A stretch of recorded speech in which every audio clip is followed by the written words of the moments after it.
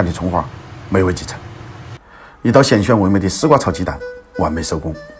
喊老板开饭，随手就是一个赞，相信我，这是认真的。走过的路长了，遇见的人多了，不经意间发现，人生最曼妙的风景是内心的淡定与从容，头脑的睿智与清醒。善待自己，善待人生。我是厨子，下期见。